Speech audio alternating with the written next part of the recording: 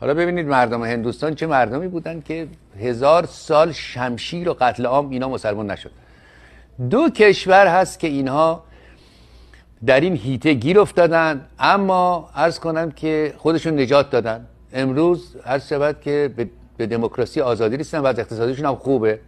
یکیش اسلام رو بیرون کرد و اون اسپانیاست، یکیش هم اسلام رو نپذیره و اون هندوستان است.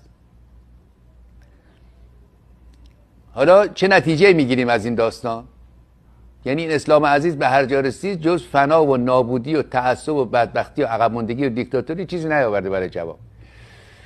هندی ها نپذیرفتند، به حدود 8% شاید از ضرب شمشیر سر میبریدن، اینها شکم پاره میکردن. چه جنایاتی در حق این هندی های بیچاره کردن که در یک مورد فقط 25,000 زن هندی خودشونو در آتش انداختن که به دست سرداران اسلام نیفتن و به اینها تجاوز نشود.